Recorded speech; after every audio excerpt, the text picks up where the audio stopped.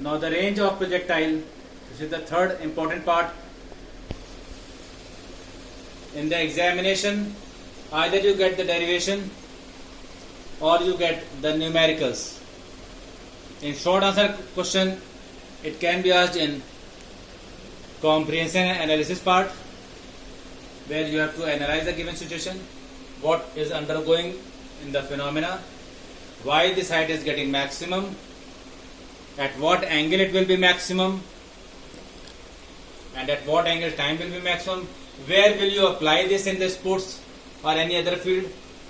Now this is range of projectile. If you have drawn the diagram in the starting of height, range and projectile, if they comes in separate part that derive height, then you have to draw this. If it comes in derive time of flight, then also you have to draw this diagram. If you have to derive the expression for range, then also you have to draw the diagram. If they are asking that derive height, range and projectile, then only one diagram is sufficient. Now again, range of projectile, I am taking the same diagram.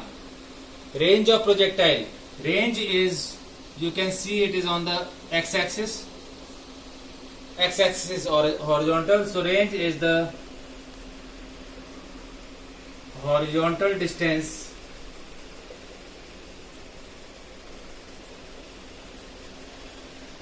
covered by projectile. Horizontal distance covered by projectile. Because it is horizontal distance and horizontal motion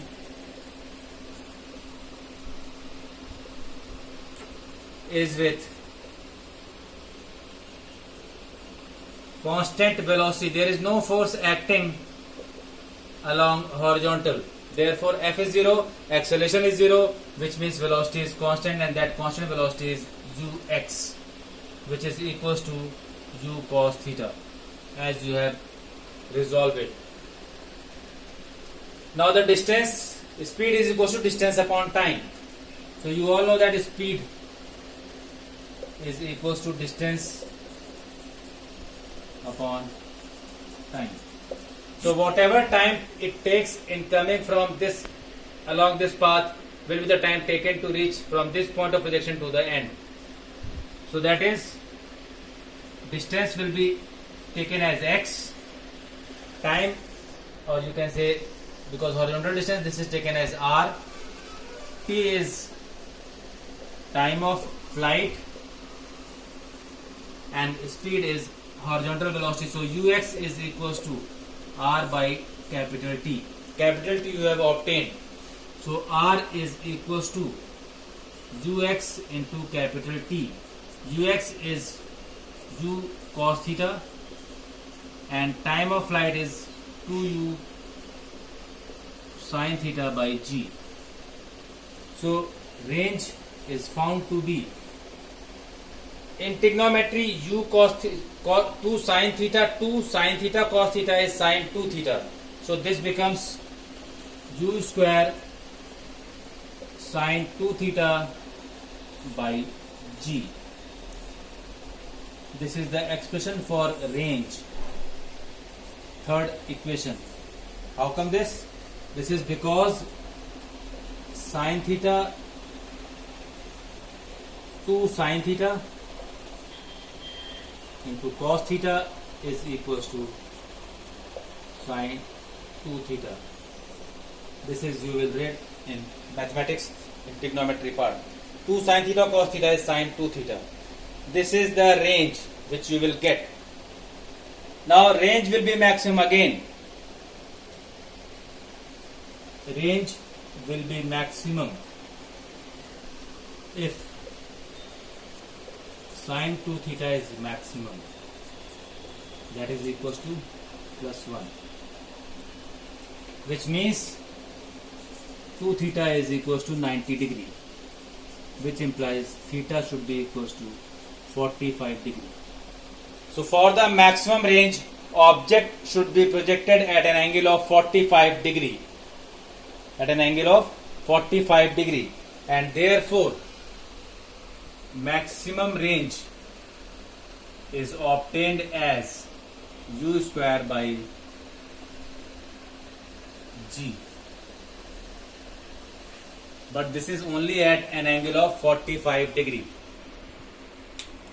So at an angle of 45 degree, range will be maximum. At the angle of 45, if an object is projected at an angle of 45 degree, if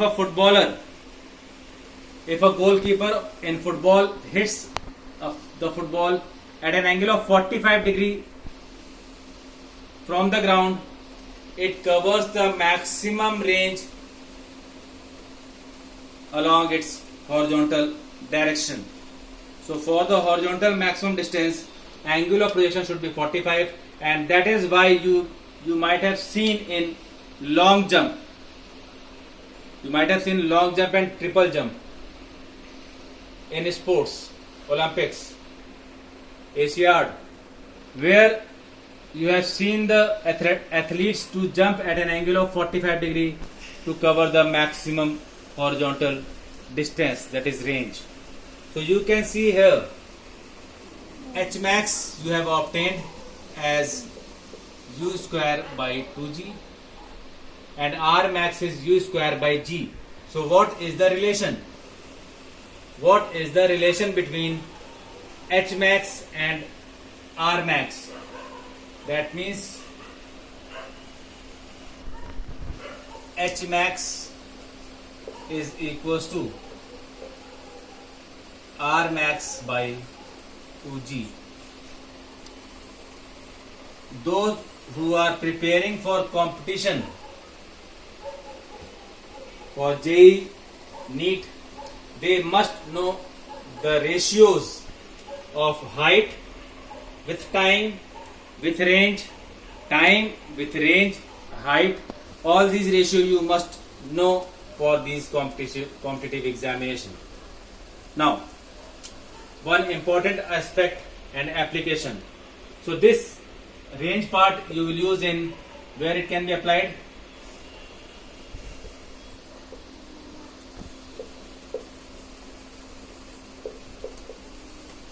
Long jump, javelin throw,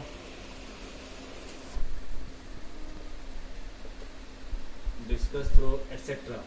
There are various examples where you can apply this concept. Now, this is important. Range for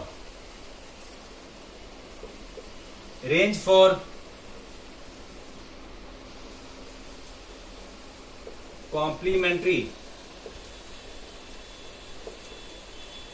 pair of angles remain same. This is a proven fact, and we will prove with this. If an object is projected at an angle of 60 degree and another object is projected at an angle of 30 degree, 60 plus 30 is complementary. In both the cases you will get range as same. Now I am proving that if at angle of projection theta, range is u square sine 2 theta by g. This is sine 2 theta, not sine square theta. This is equation number 1. So for angle of projection for complementary pair,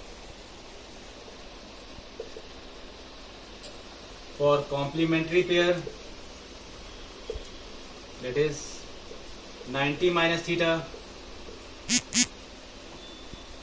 range will be u square sine 2 90 minus theta upon g, which is equals to u square sine 180 minus 2 theta by g. Sine 180 minus theta is sine theta. So u square Sin 180 minus 2 theta is sin 2 theta by g. This is r dash. This is equation number 2. Now you can see from equation number 1 and equation number 2, range is coming out to be same. So range will be same from 1 and 2. That means where will be the difference? Difference will be in the height. Difference will be in vertical height. The object projected at greater angle will have greater height. So be clear about this. Equation 1 and equation 2 are coming same. That means range for a complementary pair of angles remains same.